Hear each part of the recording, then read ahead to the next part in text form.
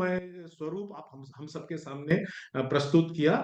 मैं अब आगे बढ़ता हूं और नीलम झा जी को आमंत्रित करता हूं। जनक और जानकी पिता पुत्र की अप्रतिम मिसाल, यह वाह। उनके आज के शोध पत्र और व्याख्यान का विषय है। हम लोग बहुत उत्सुकता पूर्वक आपको सुनने के लिए आतुर हैं, आदरणीय नीलम जी।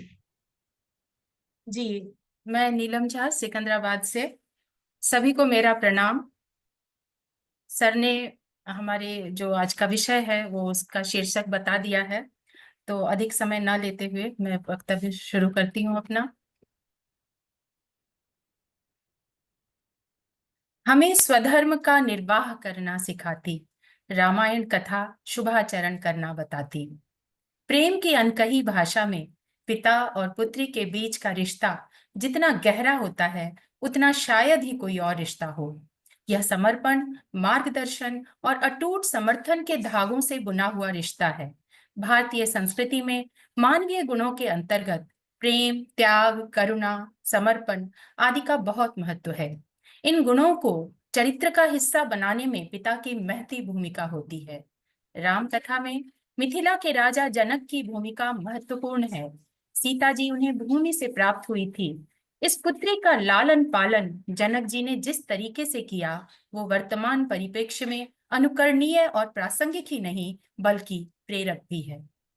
हम सब जानते हैं राजा जनक एक आध्यात्मिक पुरुष थे। उन्होंने सीता जी को श्रेष्ठ संस्कार दिए।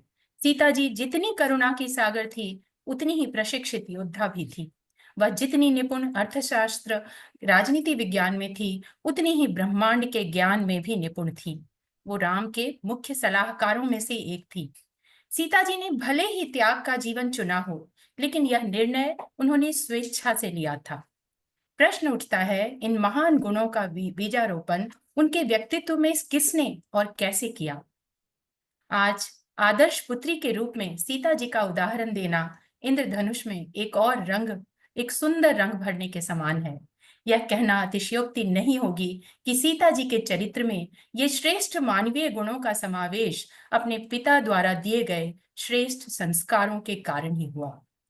जनक जी ने सीता जी को राजसी विशेषताओं, धार्मिकता, साहस और आत्म स्वीकृति की शिक्षा दी। वे अपना कर्तव्य सीता जी को केवल शारीरिक सुरक्षा प्रदान करना ही नहीं, बल्कि उनके मानसिक और आध्यात्मिक विकास में सहायक होना भी मानते थे। उन्होंने गार्गी जैसी महिला ऋषि को सीता जी के गुरु बनाया। साथ ही सीता जी को बताया कि चाहे परिस्थितियां कितनी भी कठिन क्यों न हो, असत्य के मार्ग पर चलना अस्वीकार्य है। हम पाते हैं कि इन दोनों का संबंध पिता और पुत्री के पारंपरिक संबंध से कहीं अधिक एक आध्यात्मिक और नैतिक संबंध का प्रतीक है। राजा जनक का सीता के प्रति स्नेह और मार्गदर्शन ने हमारी सामाजिक विचारधारा को भी प्रभावित किया। जब सीता के जंगल जाने की बात आई तो राजा जनक ने उनके निर्णय का समर्थन किया। आजकल स्त्री सशक्तिकरण के नाम पर समाज में लड़कों के साथ जो व्यवहार हो रहा है, जिसके कारण पारिवारिक विघटन हो रहा है, हम सब उससे अनभिज्ञ नहीं हैं। इस दृष्टि से भी जनक जी की भूमिका तुलसी कृत श्री रामचरितमानस और वाल्मीकि कृत रामायण में बड़ी सधी हुई दृष्टिगोचर होती है। राजा जनक ने संकट के समय में सीता जी को सहारा भी दिया। जब सीता जी को अग्नि परीक्षा से गुजरना पड़ा, तब राजा जनक जी ने न केवल अपनी बेटी पर विश्वास किया, बल्कि यह भी सुनिश्चित किया कि उनका मान सम्मान सुरक्षित रहे। उन्होंने सीता को संकट के समय धैर्य बनाए रखने, कठिनाइयों का सामना करके अपनी असली शक्ति को पहचानने, प्रेम और विश्वास जैसे बुनियादी तत्वों की सहायता से रिश्तों की नींव को मजबूत बनाने की सलाह दी। सीता को विदा करते समय उन्होंने अपनी पुत्री से कहा, पुत्री, तुम अब नारी बन गई हो। कोई ऐसा आचरण नहीं करना जिससे अगले कुल की मर्यादा को ठेस पहुंचे। बहुविधि भूप सुता समझाई, नारी धर्म कुल रीति सिखाई। परंतु विदेह कहलाने वाले राजा जनक की धीरता भी पुत्री को विदा करते समय खत्म हो गई।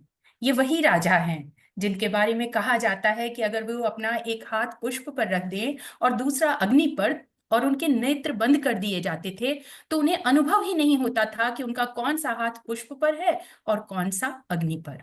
उन्हें दोनों हाथों पर समान अनुभूति होती थी। ऐसे परम विरागी कहे जाने वाले राजा जनक भी अपनी पुत्री को विदा करते समय भाव विह्वल हो गए। सिया बिलो की धीरता भागी, रहे कहावत परम विरागी। लीन ही राय उरलाई जानकी, मिटी महा मर जाद ज्ञान की। अब बिटिया का आचरण देखिए। रामचरितमानस में सीता का प्रवेश पुष्प वाटिका प्रसंग में होता है, जहां एक सखी द्वारा पुष्प वाटिका में राम की उपस्थिति और उनके रूप की प्रशंसा सुनकर सीता उनके दर्शन हेतु व्याकुल हो उठती हैं। तासु बचन अति सियहि सुहाने, दरस लागी लोचन अकुलाने। विश्वामित्र की आज्ञा पाकर जब राम धनुष तोड़ने उठते हैं, उस समय भी सीता जी की व्याकुलता हम देख सकते हैं। देख विपुल विकल देही, निमिष बिहात कलप समतेहि। ऐसा लगता है मानो सीता जी ने मन ही मन राम को पति के रूप में वरण कर लिया है। प्रभु तन चितई प्रेम तन ठाना, कृपा निधान राम सब जाना। लेकिन उन्होंने अपने प्रणय का निवेदन स्वयं नहीं किया। यहाँ तक कि सभा में अन्य राजाओं द्वारा धनुष न टूटने पर पिता को विचलित होते देखकर भी यह नहीं कहा कि मैंने अपने वर का चयन कर लिया है, आप चिंता न करें। बल्कि वे पिता के वचन की मर्यादा का पालन करते हुए अपने पिता के वचन के पूर्ण होने का इंतजार करने लगे। इसे क्या कहा जाए, आप ही बताइए। आगे विवाह के बाद पिता पुत्री की मर्यादा देखिए। वनवास की बात सुनकर जब जनक जी पुत्री से मिलने पहुंचे, अपनी पुत्री को तपस्विनी के वेश में देखकर उनका प्रेम और बढ़ गया। उन्होंने बेटी से कहा कि आज तुम्हें इस वेश में देखकर मुझे लग रहा है कि बचपन में डाले गए संस्कारों को तुमने पुष्पित पल्लवित किया है। मैं गौरवान्वित हूँ। एक पिता के रूप में जनक ने सीता जी को जो मनोबल प्रदान किया वह द्रष्टव्य है। तापस बेस जनक सिय देखी, भयउ प्रेम परितोष विशेषी। पुत्री पवित्र किए कुल दो, सुजल धवल जबु कह सबको। यह सुनकर सीता जी सोचती हैं कि कहीं उनका मन अपने पिता की प्रेम भरी वाणी सुनकर बदल न जाए, और वो अपने कर्तव्य पथ से तनिक भी विचलित नहीं होती हैं। सीता जी अपने अपूर्व धैर्य का परिचय उस क्षण भी देखती हैं जब चित्रकूट में जनक और सुनैना उनसे मिलने आते हैं। यहाँ भी सीता जी अपने व्यवहार से सबका मन हरती हैं और प्रेम की विह्वलता के बावजूद अपने सूक्ष्म कर्तव्य बोध और अपार धैर्य का परिचय देती हैं। प्राय हम देखते हैं कि पुत्र हो या पुत्री, माता पिता के कुछ गुण उनमें अवश्य आते हैं। सीता माता में अगर हम देखें तो अपने पालक पिता महाराज जनक जी के दो गुण आए हैं: समस्त क्लेशों को हर लेना, सभी का कल्याण करना। सीता जी की चारित्रिक दृढ़ता का और अधिक सशक्त पक्ष हमें राम वन गमन प्रसंग में दिखता है। सीता जी सोचती हैं, चलन चहत बन जीवन साथु, केहि सुकृति सन होई है साथु। की तनु प्राण की केवल प्राणा, विधि कर तब कछु जाय न जाना। यह विचार उनकी अपूर्व दृढ़ता और आत्मबल का परिचायक है। चित्रकूट प्रसंग में भी हम देखते हैं कि भरत और सारे कुटुंबजनों के साथ वो यथा योग्य व्यवहार करती हैं। प्रिय परिजन ही मिली वैदेही, जो जेहि जोगु भांति तेहि तेहि। सीता जी की अतुलित बुद्धिमत्ता का परिचय उनके हरण काल के समय भी हम देख सकते हैं। अपहरित सीता को जब रावण वायु मार्ग से ले जाता है तो वो रास्ते में यह सोचकर अपने आभूषण फेंक देती हैं कि उनके प्रिय राम और देवर लक्ष्मण इस निशान के सहारे निश्चय ही उन्हें ढूंढ लेंगे। यह उनके दूरदर्शी होने का प्रमाण है। इसी तरह अशोक वाटिका में उनके सामने जब राम भक्त हनुमान अंगूठी गिराते हैं तो बड़ी सहजता से वे उन पर विश्वास नहीं करती हैं। हम यहाँ यह भी देखते हैं कि अशोक वाटिका में ही जब रावण नाना प्रकार से उन्हें भयभीत करता है तो भी वो उसकी ओर देखती तक नहीं है, बल्कि प्रतिकार करती हुई कहती हैं, सठ सुने हरि आ नहीं मोही, अधम निलज्ज लाज नहीं तो ही। इस प्रकार हमें सदैव सीता जी का चरित्र प्राणवान और गतिमान दृष्टिगोचर होता है, और उनके चरित्र के निर्माण में उनकी पिता की बहुत ही महत्वपूर्ण भूमिका है। निष्कर्ष के तौर पर मैं कह सकती हूँ, पिता के रूप में राजा जनक ने सीता जी की इच्छाओं, लक्ष्यों और व्यक्तिगत स्वतंत्रता का सम्मान किया। उन्होंने एक आदर्श पिता पुत्री के संबंध को स्थापित किया। उनके प्रेम और समर्थन ने सीता जी को न केवल एक आदर्श बेटी बनाया, बल्कि एक प्रेरणादायक नारी भी।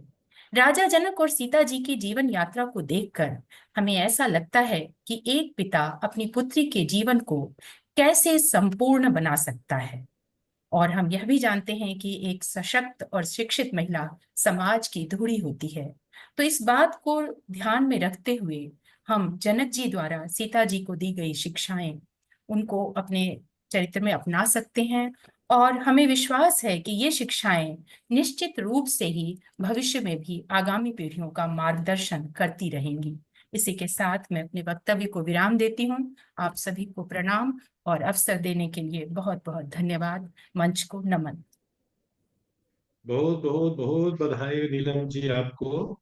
आपने बहुत सुंदर सूत्र दिए यहाँ पर, और अद्भुत मिसाल है पिता और पुत्री का, जनक जी और सीता जी का। वैसे भी सीता जी भक्ति स्वरूपा है। भक्ति के लिए हमें देह चाहिए, और जैसे ही इस देह से हम भक्ति को प्राप्त करते हैं तो व्यक्ति विदेह हो जाता है। और आपने जो महाराज जनक के विषय में बताया, जो अग्नि और पुष्प का, तो अद्भुत अद्भुत उदाहरण आपने दिए। और माता सीता का, कि जब एक पिता है अपने पुत्री को संपूर्ण बनाता है, बनाने के अपना संपूर्ण जीवन खो देता है, लगा देता है, और वही पुत्री है पिता को के यश को, यश में अभिवृद्धि हो, इसके लिए अपना त्याग समर्पण है वो आजीवन अपने साथ बांधे रखती है। तो यह बहुत सुंदर संदेश आपने दिया। अब हम आगे बढ़ते हैं। अब अवतार